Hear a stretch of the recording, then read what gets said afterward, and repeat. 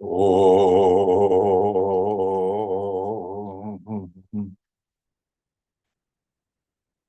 Om. Om.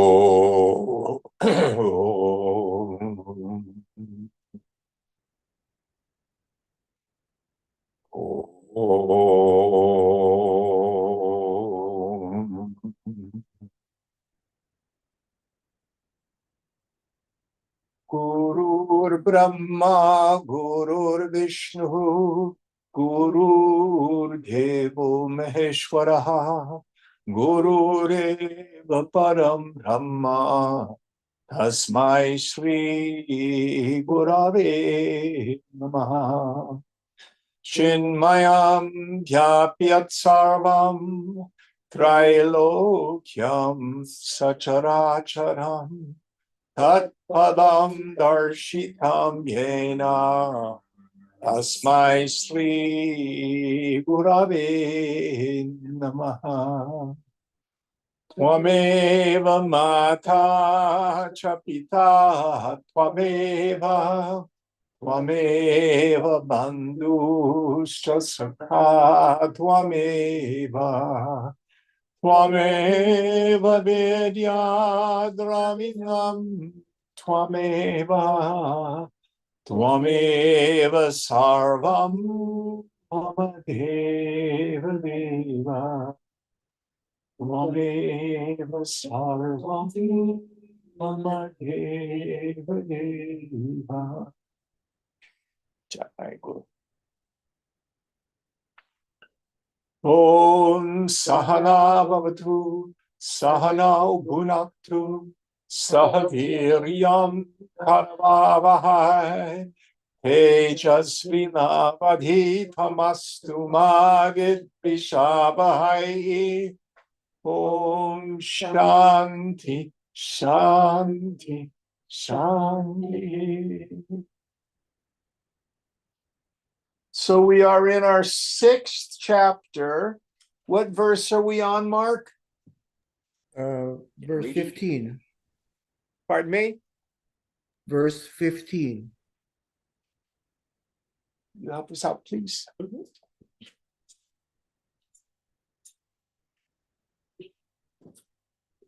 Yujannevam sadatmanam yogi niyatamanasa shantim nirvana paramam matsamstha madhigacchati. Thus, always keeping the mind balanced, the yogi with his mind controlled attains the peace abiding in me, which culminates in total liberation, nirvana or moksha. So it's interesting. The Buddhists like to use this word nirvana. It's much older than the Buddhist usage. Here we find it in Gita, which is at least 300-400 years before the Buddhist canon, and maybe as much as 700 or 800 to 1,000 years earlier. The literal meaning of nirvana means blown out. So the metaphor is a candle or a lamp. The flame of the candle or the lamp is the jonesing, questing, yearning ego sense, which is fed by the oil or the wax of sensory data and our past impressions. So just like the flame is constantly being fed by the oil. And of course, in our foolishness, we think the way to satisfy the flames, put more oil in the lamp. And by the way, there's an infinite number of oil and wax. So even trying to dry it up doesn't work. The other thing to understand, a flame is not a thing. So if I were to light the candle on the table and it were a windless room, I could take a photo of it with my phone and it would look like a thing. If there were no wind, you might even think the flame is a thing. But is a flame a solid, still thing? Is it? What is it? It's a plasma. It's an event. It's the constant oxidization of the fuel. So also is the ego sense, the sense of individuality. This is why questions like, are you really happy, is so stupid. I'm happy and now my nose itches, and then I think I'm going to go make some dinner, and then I'm going to call my friend. It's always moving. Does that make sense? There's no solid thing called me as an individual. Because of that, any attempt to secure it, make it still, make it stable, is doomed to failure. This is why our attempts at finding happiness through the world, I don't like air quotes. I've been doing this for some reason the past couple of weeks. Nonviolence, Jim, nonviolence.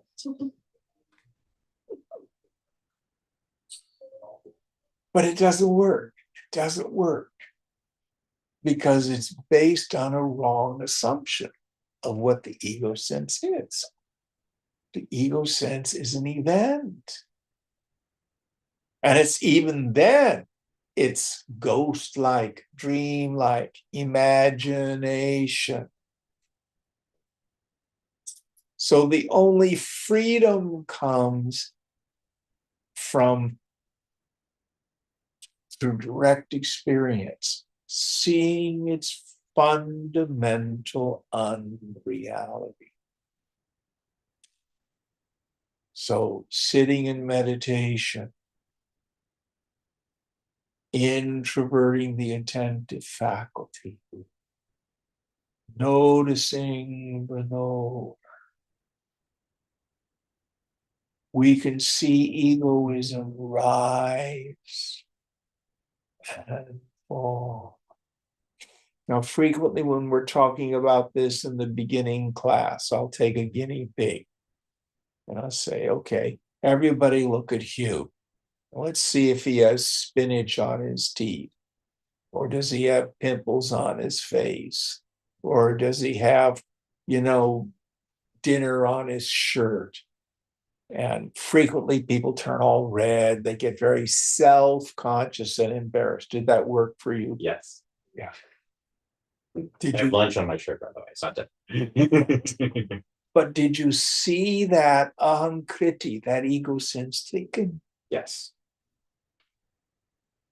Other times when we're lost in a project, listening to beautiful music, making love, there's no personal sense of self. It's gone.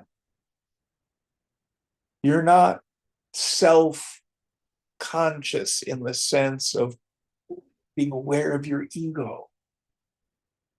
Does this make sense to you all? So that ahankara is an object of awareness. How can it be you? If you see it rise and fall, thicken and thin.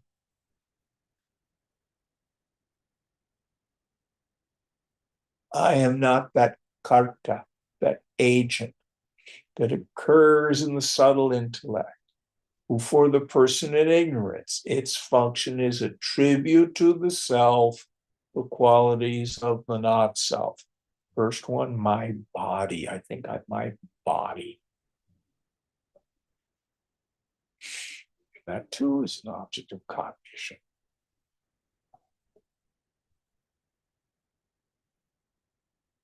So for the person who's practicing this equality of vision that we've been working on in the past few weeks, the same in heat and cold, the same in pleasure and suffering, the same in honor and dishonor. How? Stand back. Take the viewpoint of the witness, Sakshibhava. And then watch the little things arise and just don't get involved with them. And they wither from lack of attention. Hypothetically, if there's some idea that I'm a terrible person, unlovable, hopeless creature, I'll never get what I want, yada, yada, yada, and we just put all our mind's attention into that, we reify that issue. We make it real for ourselves. When in fact, all it is ever is imagination.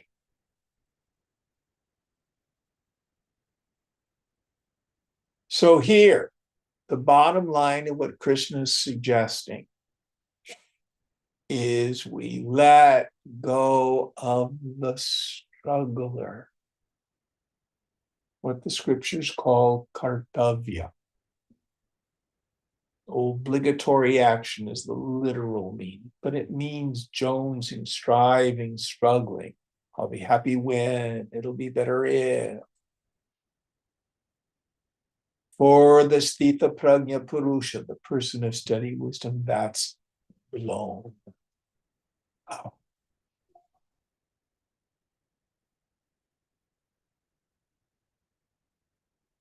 This is the deep meaning of the Jewish notion of the Sabbath.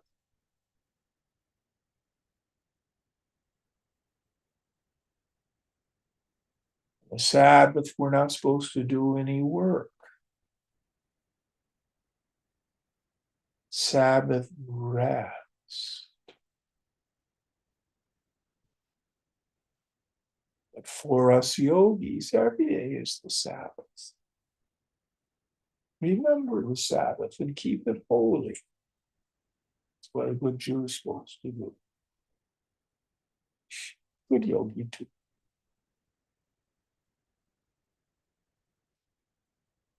Do as you will.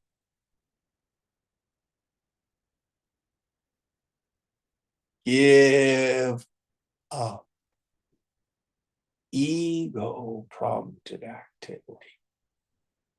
I'll be happy when, it'll be better if, or better different. If only.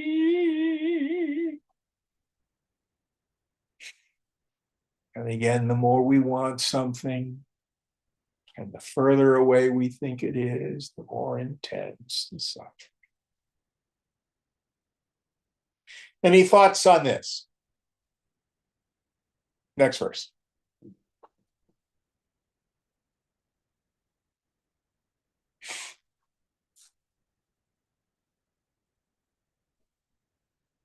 Sorry, the Sandhi's complex.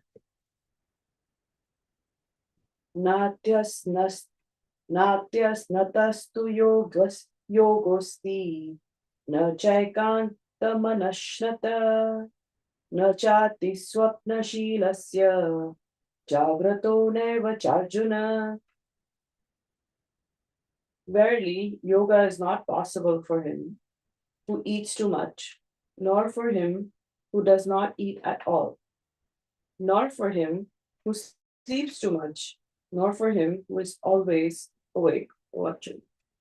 So in this verse, again, hundreds of years, maybe 1,000 years before the Buddha, the middle path.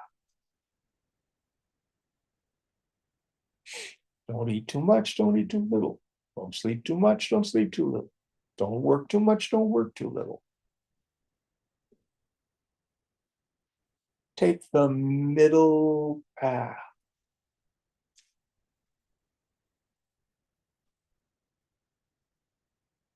How do I know what's too much or too little? The basic idea is you want to be able to withdraw your attention from the vicissitudes of the world, at least when you're in meditation. So you don't want to be practicing things that are going to damage your health.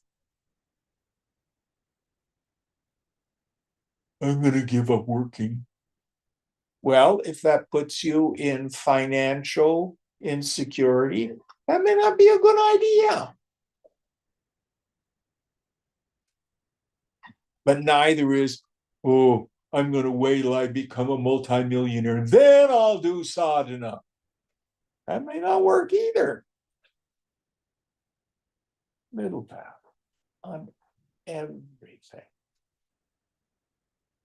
Oh, scriptures say brahmacharya. I'm going to give up sex.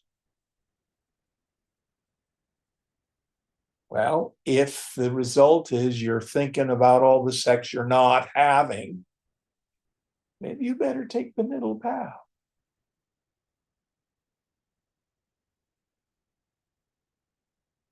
And the inner guru will guide you. There is no one size fits all in this, in terms of life. So, for example, what I was sharing with Hugh before class, what were you going to be cooking in the crock pot? Lamb. Yeah. And so you've probably been a meat eater most of your life, right? Yes. Yeah. There's nothing wrong with the Dalai Lama eats meat. All the Sufi masters ate meat. And you might find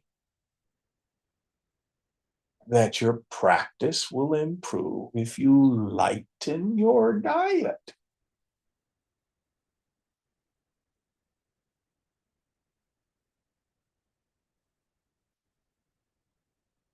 Things like mind-altering substances. As a rule, I say mind-altering substances are antithetical to practice.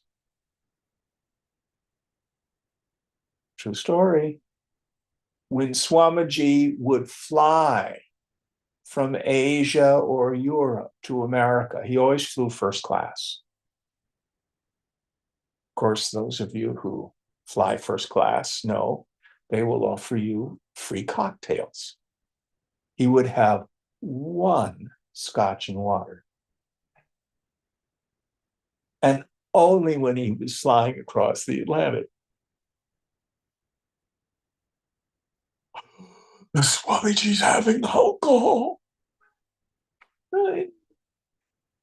Great moderation. Do you get the point? Now, some of us have addictive minds.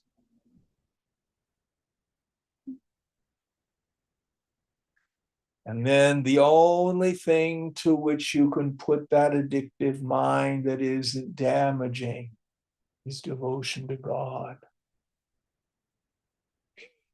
We're not like earthlings, ordinary people. For us, abstinence, renunciation on some things is essential because it's the only way to easily control the mind. Moderation doesn't work for some of us. We have to take the path of abstinence. But again, it's very individual. Any thoughts on this principle, the middle path? All right, going on.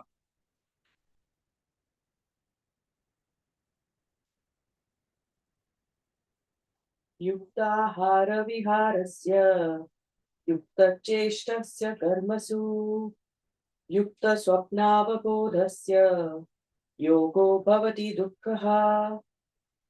Yoga becomes the destroyer of pain for him who is moderate in eating and recreation, who is moderate in his exertion during his actions, who is moderate in sleep and wakefulness. Yes. So one of the principles that we find in spiritual literature, usually when there's a list of things, the most important thing is listed first. Also, if the author repeats an idea, it usually means, oh, this is important. Listen to this. So here Vyasa, our poet, repeats the idea, the value of living a moderate life. Not necessarily one of extreme asceticism. Middle path. Middle path. Any thoughts on this? Next one. Jim, one Yes. question. This is Atik. So they say who is moderate in his exertion during his actions. That means we're not trying to work too hard or work too little. Like, what does this mean? Well, Moderate. like one of the things that's very common in the US right now, we've lost the 40-hour work week, for which unions fought, incredibly. I can't remember when the 40-hour work week was finally established as a norm. I think it was in the 30s under Roosevelt. But for a long time, people only worked 40 hours a week. Any of you work in IT on a salary where they do not expect you to work 40 hours a week? You won't get any promotion or advancement if you only work 40 hours a week. You have to put in 60 or 70. Who's been in an environment like that? I'm so sorry. We've gone backward in that. But if you're working 60, 70 hours a week at a job, you may want to take a look at some quality of life issues. Swamiji used to talk about America may have a high standard of living, but does it have a high standard of life? Now, I have a brother-in-law who's Danish, and I think they get 5 or 6 weeks paid vacation every year. I think that's reasonably common in parts of Europe. Anybody else? What's it like in India now? Oh, it's pretty bad. But you're right about Denmark and Finland. They give paid vacations, and yeah, Bhutan, even happiest countries in the world. India somewhere between 40 to 60 hours, depending on your year. So moderation in that. There are other people who become gym rats. They're just working out, to get buff, to get hot, got to have a 6-pack. I have a keg. I don't need a 6-pack.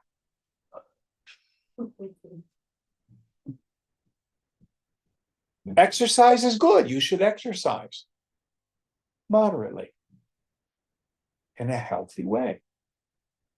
No exercise isn't healthy. Even Ramana Maharshi, every day he would walk all the way around Arunachala. He got his exercise. Is that helpful, Atik? Yes, Jim. That's very helpful. Thank you. Now, sometimes the jobs that we have just have those demands. And each one of us have to, again, look at these quality of life issues.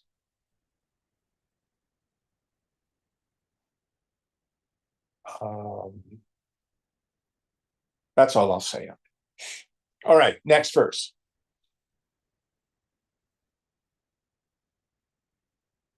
Yada viniyatam chittam atmanyevavatiष्ठते nispreha sarva kamebhyo yukta ityuchyate tada. When the perfectly controlled mind rests in the self only, free from longing for all objects of desire. Then it is said he is united or yukta. Yes. So this is an echo of verse 55 in the second chapter. So there are two parts to the process.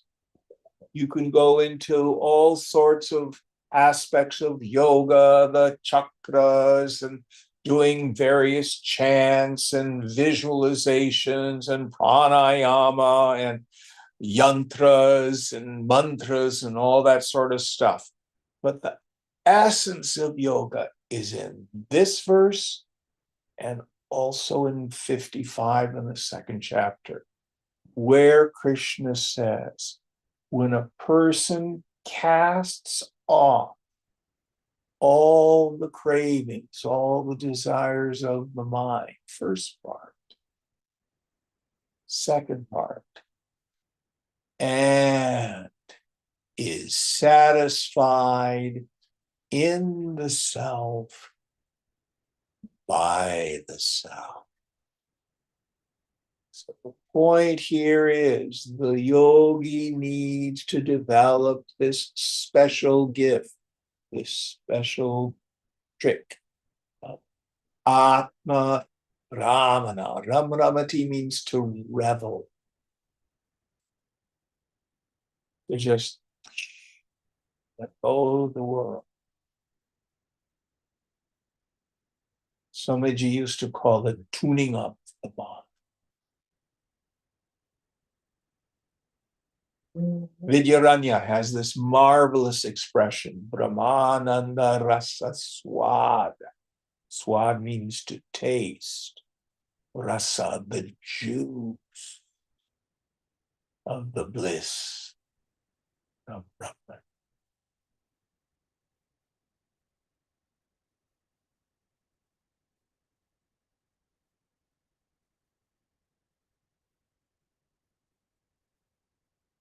Then this person is said to be in yoga, united.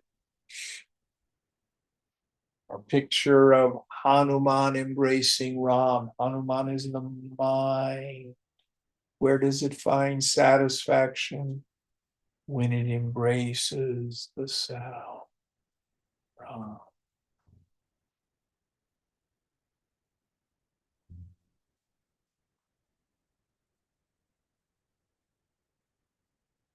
The mind needs to be attached to something.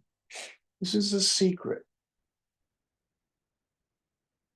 It's about detaching the mind from that which is unsatisfying, temporary, little, changing. And yoga to something that's real. It's always available. That's infinite. There's no end to how deeply the mind can revel in Brahman. Always new, always fresh.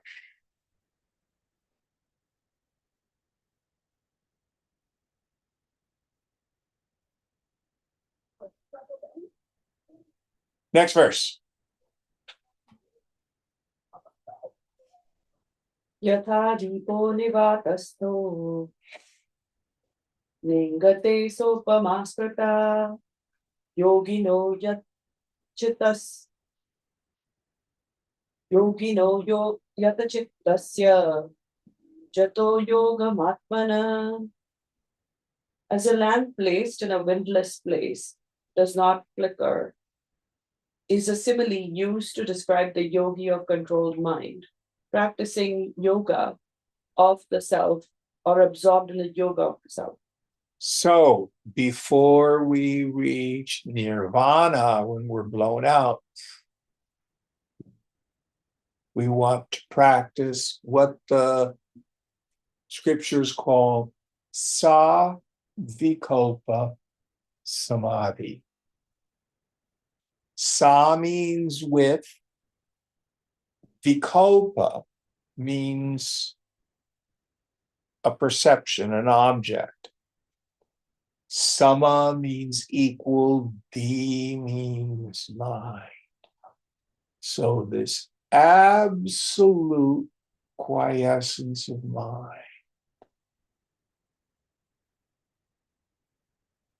even though we're perceiving the world.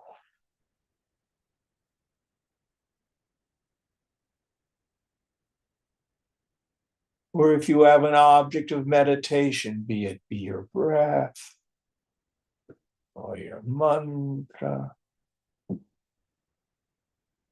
body scan if you're doing vipassana.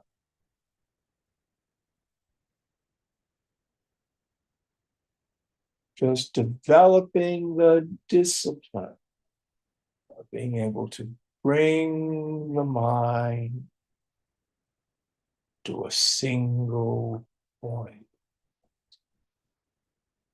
Raja Yoga tradition, we call this dharana, concentration, single point.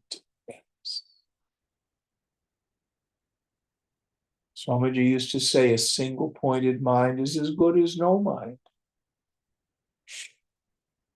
So put your mind where your hands are working. When you're doing dishes, do nothing but the dishes. When you're making the bed, do nothing but make the bed. When you're walking through the park, be totally present to nature. How many of you are walking through the park and you're having conversations with people who aren't in the room, and you're going over what you're going to do in your next work project, yada, yada, yada, and you come back and, oh golly, were there trees out there? Who's had that experience? Or the people who go biking and they've got their headphones on. They're missing nature.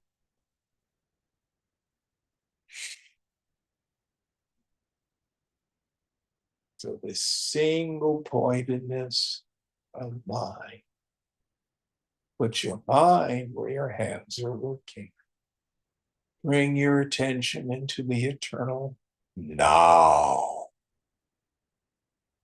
The past is just a memory, an imagination.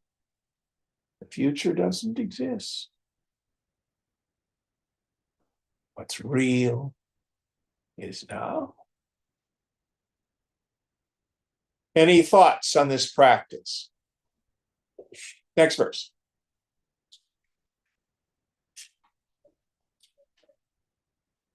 We've given 4 verses together. I don't know if they are together, but the commentaries together. All right, we'll do all 4 of them.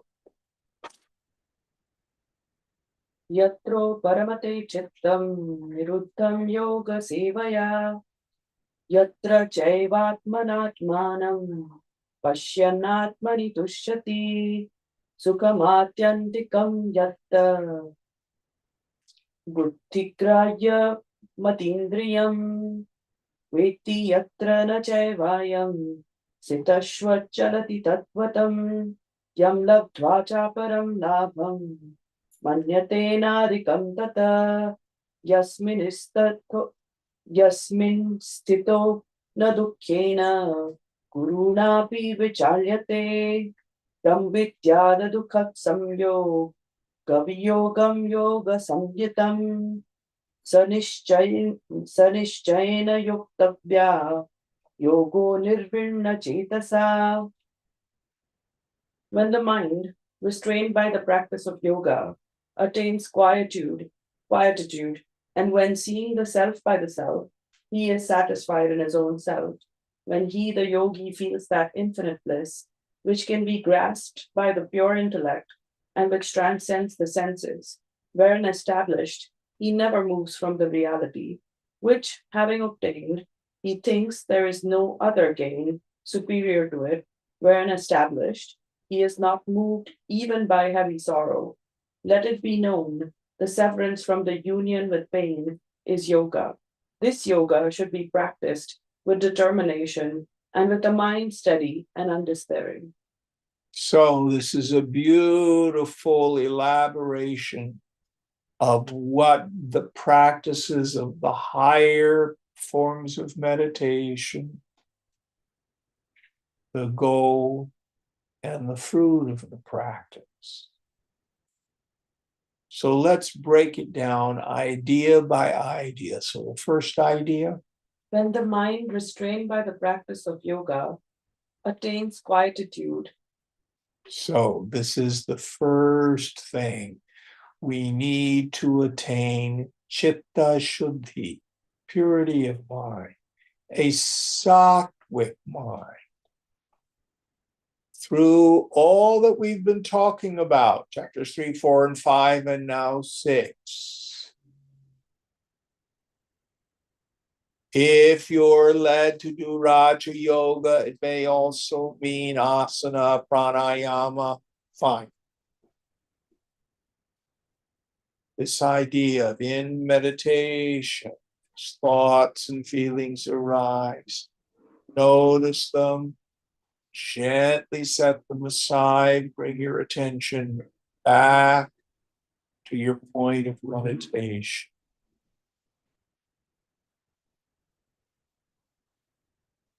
Over and over.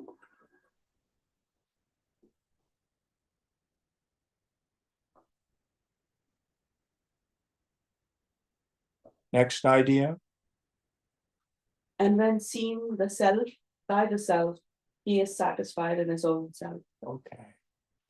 Here is a secret. What is the instrument, the pramana, for the direct experience of the self? The self itself is the only real knower of the self. This is the perfect knowledge. How do you know you are you? Who sees the water glass? I do. That's yourself. You don't get another self. But do you see, hear, taste, touch, or smell yourself? Not your body. The knower, the self. Do you feel yourself? Oh, yes, I'm feeling all this joy. Did it come and go? Did it have a beginning and an end? Yes. And that can't be yourself. It's an object of cognition and it's temporary. Not this. You can't think yourself. Oh, I read all the Upanishads and now I understand it all. Ask me any question and I'll tell you about the self. Like it's something that hovers above. That's just being a pundit. That's not being a jnani. Well, then is it unknowable? No. Are you you? How do you know it? I just do. It is its own means of knowledge. It is swayambhu, self-evident.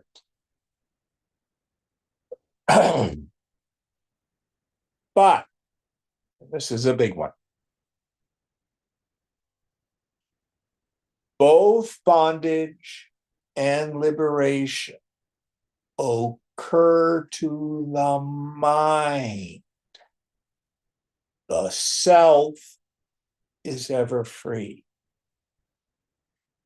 What happens?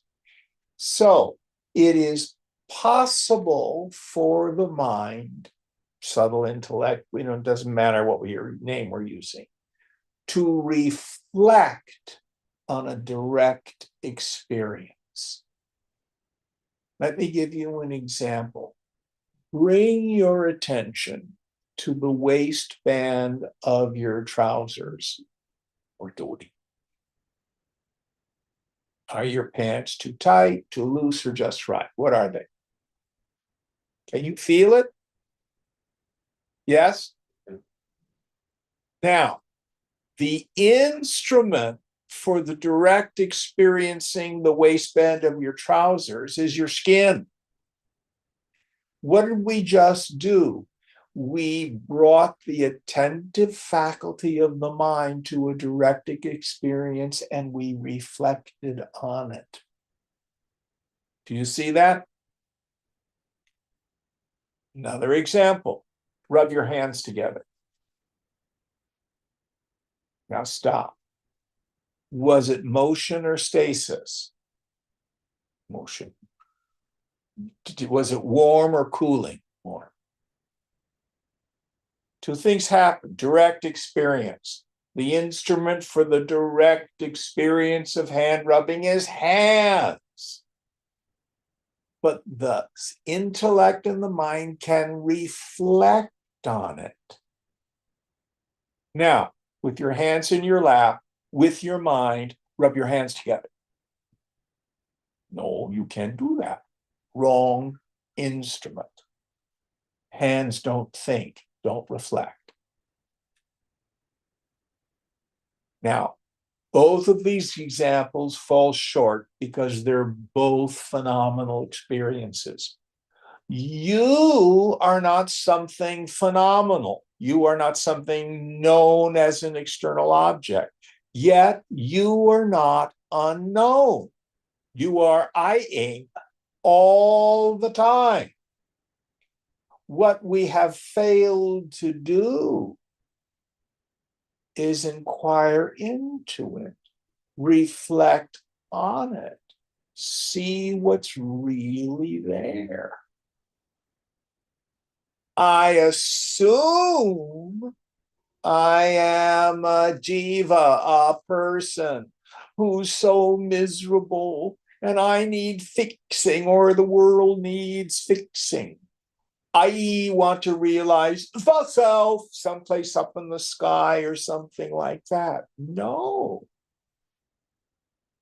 First, we attain chitta shuddhi, purity of mind. Bring the mind so it's vishuddha, extremely pure. Meaning the frequency and volume of thought is less. And when the mind is slow enough so that you begin to see out of the silence, a thought arises, it exists, and then it fades into silence. And another thought arises. So there has to be space between your thoughts. Then, with the attentive faculty turned within, see if you can notice. Who are you? What's it like? You see, there's nothing there. No thing. Yet you are. You have Baba being.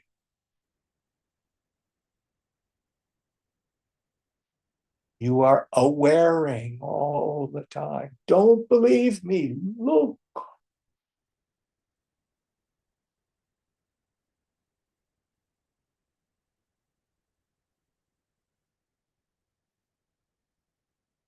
And then the subtle intellect, technically the Vijnanamaya Kosha, has this Pratya Vijnana, this recognition. Oh, there's nothing there. Just like when your mind went, yeah, the waistband's just about right. Or, yeah, my hands were warm and my hands were moving. That's not the actual experience of hand rubbing or of your skin on your waistband.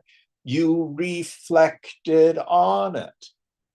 Likewise, you are I all the time,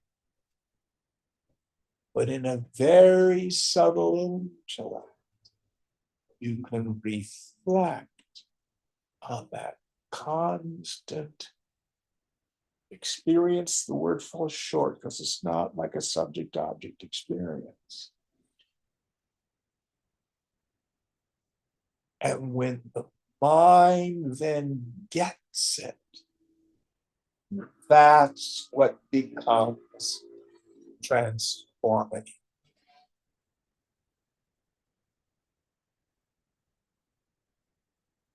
Now we keep doing this over and over and over again.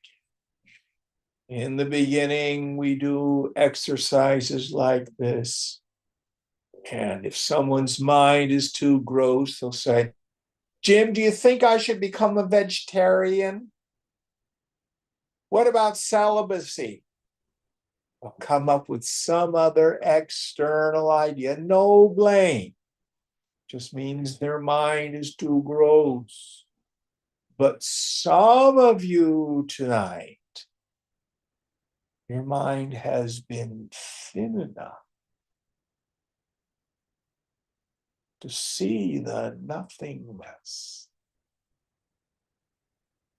the Purnam fullness. Yet it is Nirupaha, without a form of your own self.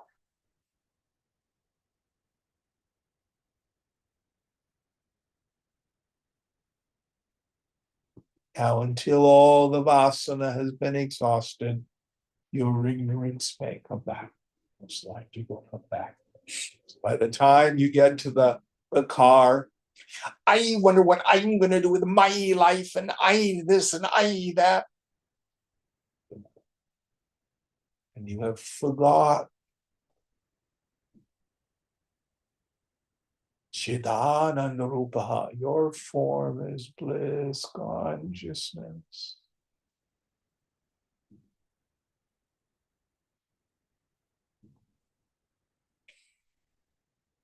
And we just keep repeating this, repeating this.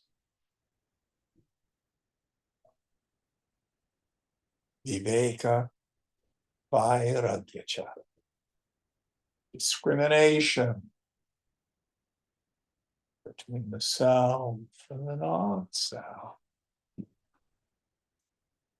Let go of the non-self.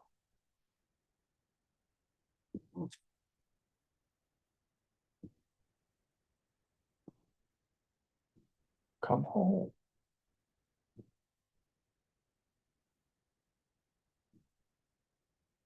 Next idea. When he, the yogi, feels that infinite bliss, which can be grasped by pure intellect and which transcends the senses. Yes. So the mind can be blissful because the self is bliss absolute, the fountainhead, the wellspring of all happiness. So when the mind easily abides in this, so pure, so clean.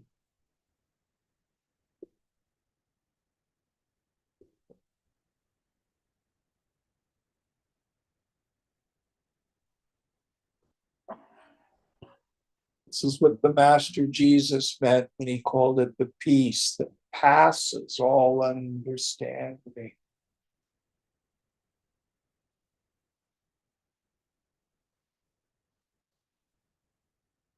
or we can revel directly in the self, then it becomes easier to pull the addictive tendency of the mind away from the world.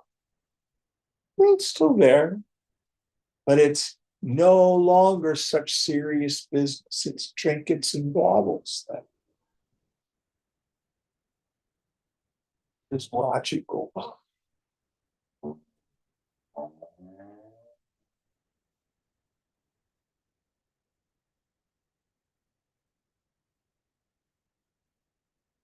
And this is the value of a teacher. A teacher can begin to show us the mind abiding in the self. This is the true meaning of surrender. Has nothing to do with the guru reading your beads or telling you to do this and not do that. That's nonsense. Real surrender is I can drop my mind, tune to the teacher, and go where she goes.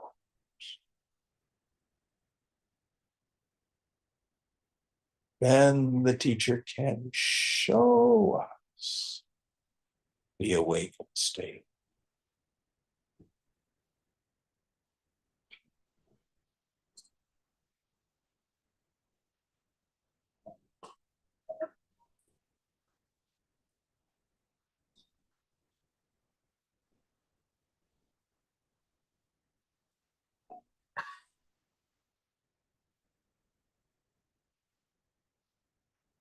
Next verse.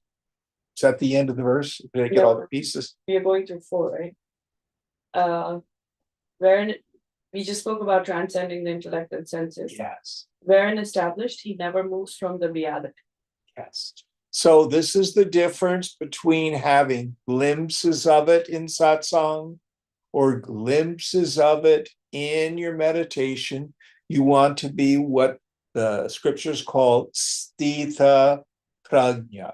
This is steady wisdom, or what Shankara says, who's a full knower of the Supreme, who has retired into the Supreme. So the mind no longer extroverts into the world with all the jonesing, all the sorrow and the craving that the ordinary person has. You get stuck there.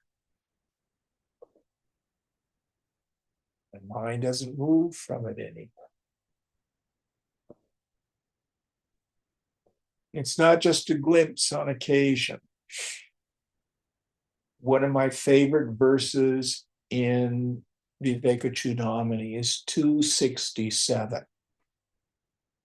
wherein Shankara says, even after realization of the truth, meaning I've had these insights, there exists a strong impression that one is the doer and the enjoyer, which is the cause for rebirth. It doesn't mean, oh my God, I'm going to come back as a blah, blah, blah, blah, blah. It means I re-identify. It's what I call the yo-yo state. Sometimes I know, sometimes I totally forget, go up and down. Says this needs to be conscientiously rooted out. How? Through steady and continuous identification with the self. Do not be inadvertent.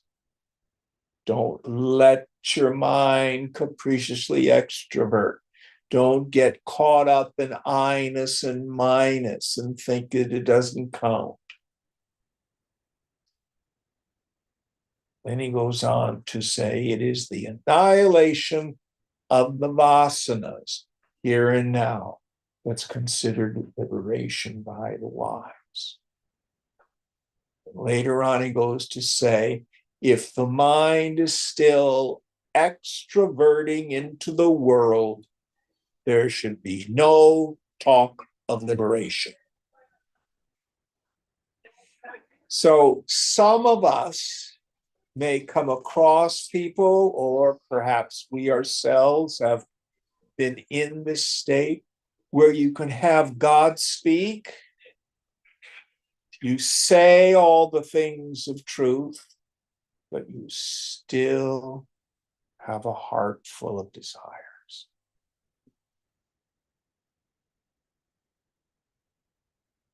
And the better part of valor is maunam. Keep doing tapas.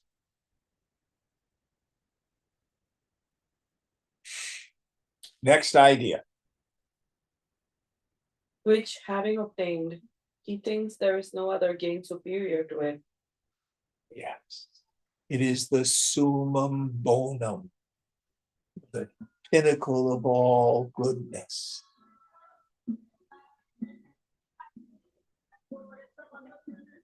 It's the end of all questing.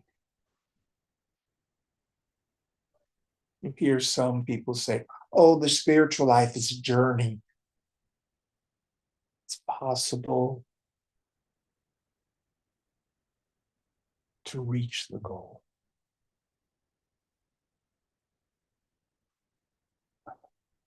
Where all our strivings cease.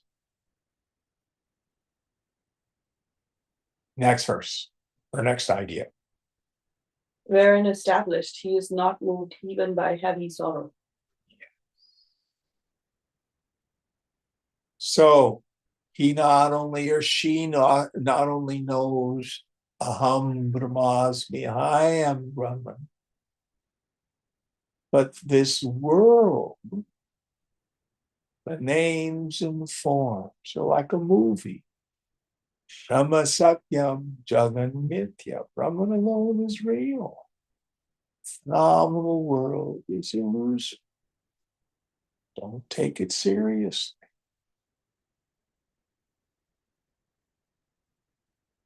Next idea. Let it be known, the severance from the union with pain is yoga. Yes. So it's the giving up of the craving mind. Raga, Dvesha, Bhaya. How do we do it? By seeing what the mind is, that it's not real.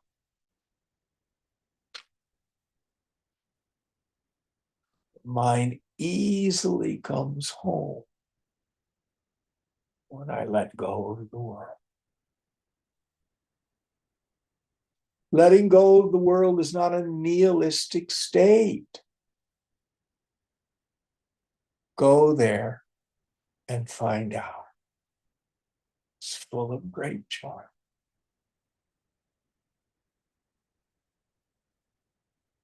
It's at the end of those 4 verses.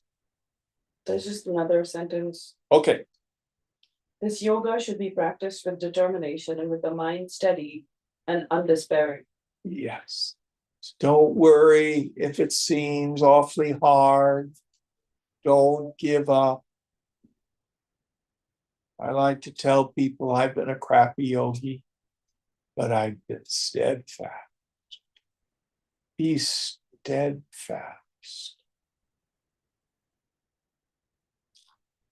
You have a day or a week, months, maybe a year, where you're totally extroverted in the world and you feel like, oh God, what have I done? Blah, blah, blah, blah, blah, blah. It's okay. You can start your yoga again anytime. Have faith in the tradition. Have faith in the reported evidence of the great saints. They say it's true, it's true. Have faith in your own direct experience.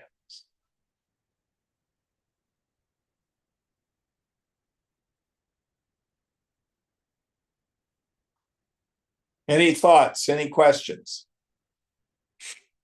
4 beautiful, beautiful verses that so clearly articulate the path and the goal. A great chapter. Next verse. It's 2 again. 2 slokas. Sankalpa prabhavan kaman tyaktva sarvana sheshata manasevendriya gramam viniyamya samantata shane shane param me shane shane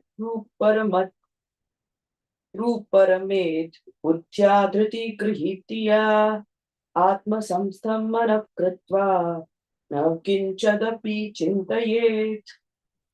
Abandoning without reserve all desires born of sankalpa and completely restraining the whole group of senses by the mind from all sides, little by little let him attain quietude by his intellect, held firm, having made the mind established in the self, let him not think of anything.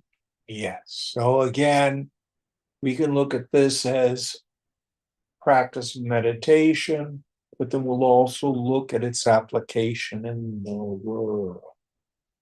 So the first idea? Abandoning without reserve all desires born of sankalpa. Yes. Sankalpa is a very difficult word to translate. Wish, will, desire, imagination, intention. In this context, it means this idea that my happiness is externalized. I either need to change the world or I need to change me. This is the thing, at least in our meditation, to let go of all struggle. Meditation is not a time for problem solving.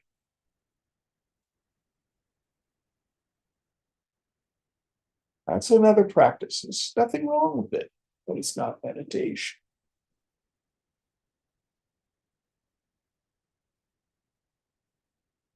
Next idea. Quick question. Yeah. What is can you remind me the difference in the definition of the term between a sankalpa and a vasana? Vasana is an unconscious impression left in the mind, which is what creates desire. So we can say sankalpa is a grossified form of vasana. Very good question. Does that make sense? Yes, it does. Pure vasana is experienced in deep sleep. So when I lived in San Francisco and I had a garden, I used to grow dahlias. And whether it was a pom-pom dahlia or a big dinner plate dahlia, an orange one or a purple one or a yellow one, all the bulbs basically looked the same. It's like our vasanas. You experience pure vasana in deep sleep. But if you put the bulbs in the ground and you water them, then they sprout with these various beautiful dahlias. So also these vasanas sprout, first with a sense of agitation. I have the general discontent. Then I make the sankalpa. Gee, I want a widget. That's what's going to fix it. Does that make sense? Yes. Very good question and a subtle one. All right, so back to where our next idea. So abandoning without reserve all desires born of sankalpa and completely restraining the whole group of senses by the mind from all sides. Okay, so in meditation, we need to practice what's called pratyahara in the Raja Yoga tradition. They talk about like the turtle or the tortoise that withdraws all 5 limbs. the key to effective pratyahara, and Shankara uses the word uparati, they mean the same thing, sense withdrawal, is focused attention. Anybody here an avid reader? I know you are. Mhm. When you were young, did you read a lot too? Yeah. Did you ever? I certainly had this experience. I'd be curled up with a book and I'd be lost in some fantasy or sci-fi book. And my mother would say, it's dinner time, and I wouldn't even hear her. Did you ever have that experience? Yeah, when I read Harry Potter, I would take it to the dinner table, actually. But you know what I mean? You were Yeah. completely oblivious to what was going on. Yeah. Yeah. So you see, we naturally have the skill for uparati. And the key is you were so concentrated on Harry Potter. Now, just see if you can take the same kind of concentration on the mother, on your mantra, ultimately on yourself. So that's the key to sense withdrawal. Now, Shankara says the best uparati is when we're functioning in the world and the perception of the sense objects do not create vrittis in the mind. So this is when we're moving through the world with the mind tuned up. We had this idea in previous Gita verses where a leaf, a lump of gold, a plot of dirt are the same. You and I, when we see something desirable, goes the mind. We see something aversive, and the rest of the time, we just don't pay attention. So endeavoring when we're in the world. So some of you may have done a Zen meditation retreat where they will have 40, 45 minutes of sitting and then 10 or 15 minutes of a walking meditation. You walk very slowly, and the idea is to totally experience nothing but the walking. So we begin to have the practice of letting the sense organs abide in their sense centers while we're moving through the world. It's not easy. You can spend 5 or 10 minutes doing this a day. You're doing well. But it develops in time. True story. So I was in the ashram. This is back in the 70s. And one of the people in the ashram came down and they were making breakfast and their mind was scattered. And they were, making some cereal. So they reached for a box of cereal, and then they went in the refrigerator and they got some fruit.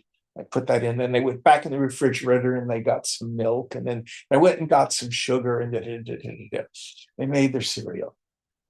And another person came down, whose mind was far more focused. They got the cereal down. You open the refrigerator.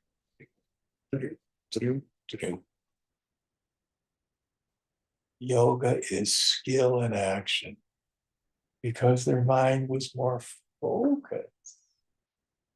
And still, they got it all done without umpty million steps. The first person's mind was all scattered. You getting the point? So even a little of this practice can be of value in the world. Where's Aishani? Sure. Have you ever been in a rush with a client and you're looking online for them to get what they want, and you're in a hurry and you're all scattered and you miss things, etc.? Yes. And other times you're centered and you're focused And you just, yes, that's it.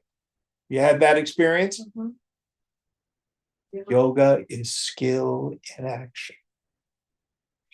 So this is the value of being able to control the senses by which we control the mind. Next idea.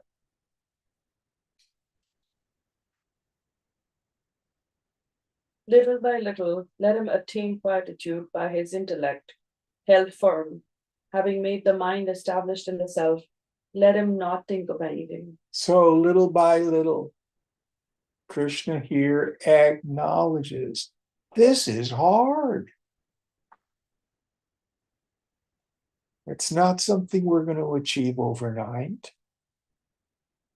For many of us, not in a considerable time. But we keep at it. We have a practice. Till we can drop the world, center the mind in our swabha, our self-nature. If you have these moments of deep quiescence in meditation for moments during a 20 or 30-minute meditation, you're doing very well. Don't have unrealistic expectations of your meditation. And again, seek holy company. It becomes useful to have sadhu sangha, association with fellow travelers. Is that the end of it, or is they're more in this? That's it. Okay, this is a good place to stop. What verse are we on for next week? Just finished 25, we'll be on 26. Okay. Om Purnamada Purnamidam Purnat Purnamudachyate Purnasya Purnamadaya Purnameva Vashishyate. Om Shanti Shanti Shanti. Hari Om Sri Guru Pyo Namaha. Hari Om. Oh, that's